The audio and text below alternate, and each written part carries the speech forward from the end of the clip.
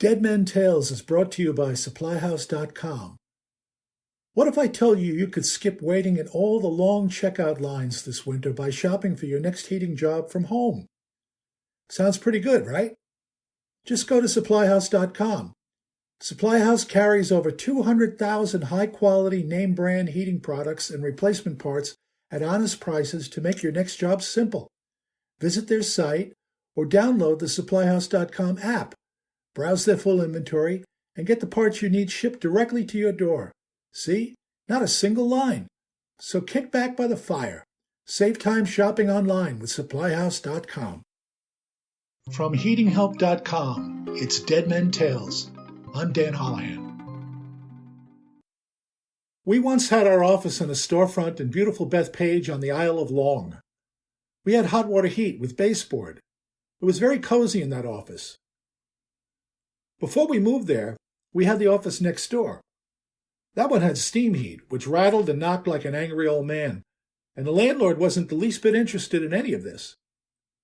The lovely Marianne, my wife and business partner, hated that heating system because it put out more heat than a squad of cheerleaders, and she's a bit older than most cheerleaders and not a fan of rooms that are too hot. Neither were the ladies that work with her. Marianne also hated our old landlord because he kept telling her that this is the way steam heat works, and that there's not much anyone can do about it. She glared at him, and he in turn spent as little time as possible in our office because the lovely Marianne can be a fearsome woman. He showed up during the first winter of our stay in his building with some insulation for the pipes. "Try putting this on the pipes," he said to her. "It's like a blanket, and will keep the office from getting too hot." The lovely Marianne accepted the insulation and gave him a look that could curdle milk. He left and I arrived and slid the insulation over the pipes. I also closed the radiator valves on the one-pipe steam radiators. That only made the radiators bang all the more because the valves were old and they didn't seat properly. They leaked steam into the massive cast-iron column radiators, causing them to rumble and bang. All of which reminded Marianne how much she despises both this particular steam heating system and the landlord. The system has 2 thermostats, but no zones. There was a residential tenant directly above us who regularly let the water in his tub overflow onto our file cabinets. The landlord's response to this was to buy Marianne a tall plastic garbage pail. He told her to place it on top of the file cabinet, the thinking being that it's easier to catch the water than it is to attempt to change human nature. And since we were the ones doing the catching, this was an easy decision for him to make. The guy upstairs had a Honeywell T87 thermostat, and so did we.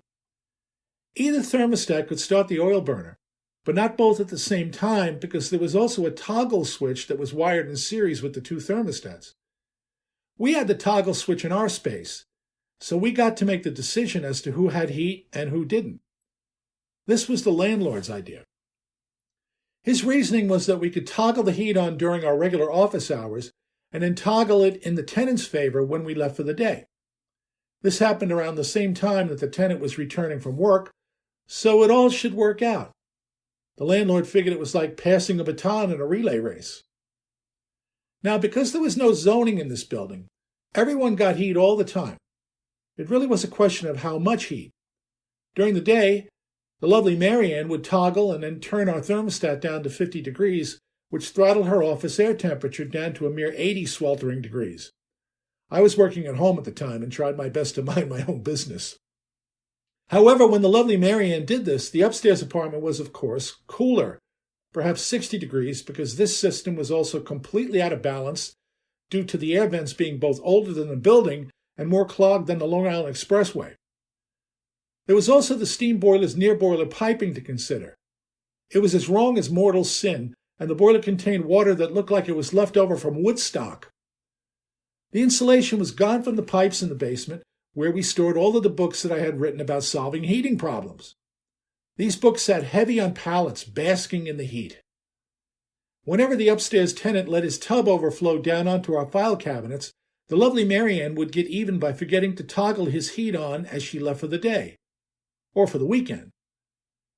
And that would get the landlord out of bed because the tenant wasn't at all bashful about using his telephone as a bludgeon. We take justice where we can in this world. Our daughter Megan went to college in Massachusetts. She's very smart, and her school is old and famous. During her junior year, she lived in a garden apartment that I thought was pretty decent. She was on the third floor. There were no elevators. And she had 2 roommates. They spent a good year together, and there were plenty of parties. I'd stop by to visit whenever I was passing through. The hallways reeked of beer and vomit, but Meg assured me that neither came from her or her roommates. "That's just the way college smells, Dad," she said. For her senior year, they all moved to another apartment. They were very excited to be able to get into this place. In fact, she and her roommates had to apply 2 years in advance to get into this place. It was on the choicest street in the entire college neighborhood, the place where all the cute guys lived, the epicenter of beer and vomit, and they were delighted. "What's it like there, Meg?" I asked. "It's wonderful, Dad," she said. "We're going to have such a good time." "Isn't that the street where the police spend most of their weekends arresting 3/4 of the student body?" I asked. "Oh, it's not that bad, Dad," she said. They signed a lease, and that was that. I drove there with her late that summer and schlepped her furniture and many boxes of belongings up a steep flight of rickety stairs. The rats helped me carry things. "Isn't it wonderful?" Megan said. "We're going to have so much fun this year." I bit my tongue. What else could I do? The lease was signed, and the blind enthusiasm of youth filled the hearts and minds of Megan and her roommates. When we got into the apartment, I immediately looked around for the steam radiators because that's what I do. I look for radiators. Always. I glanced around and saw nothing. So I glanced upward looking for ductwork. Nothing. Radiant, perhaps? I looked down at the cracked linoleum and knew that the only pipes under this floor would be the sewer lines, and probably cracked ones. "Meg?" "Yes, Dad?" "There's no heating system in this house." "Oh, don't be ridiculous, Dad. There has to be a heating system. This is the 21st century. All houses have heating systems." I looked around again, just to be sure. "Meg, there's no heating system in this house. I know this for certain because this is my business, to look at heating systems. There is no heating system here." "Oh, Dad, don't worry about it. I'll ask the landlord." I looked over at some wires that were sticking out of a crack in the plaster wall. "I bet he's going to show up with some electric space heaters on the first cold day," I said. "Who's paying the electric bill on this place?" "I am," Megan said. "Well, actually you are, but you know what I mean."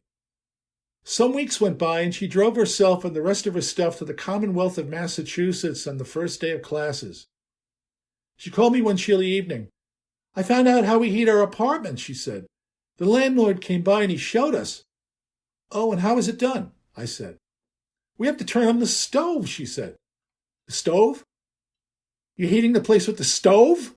"Yes, the landlord said it's a very special stove, and that this is how everyone in the city heats their apartments. It's special, it gets really hot, and that's how it works. He told us to keep all our bedroom doors open and the bathroom door open too, and to use some fans to blow the heat around if it got too cold during the winter." "Oh," I said. "See? I told you there was nothing to worry about. We do have a heating system." I stopped by a few weeks later. The place smelled like college, and everyone was delighted with their living arrangements. It was all so very 21st century. I must be getting old. Well, I hope you liked that one, and if you did, please share it around. And if you haven't subscribed to this podcast yet, please do, because I have many more Dead Men Tales to share with you, and I'm really enjoying hanging out with you. Thanks for being here.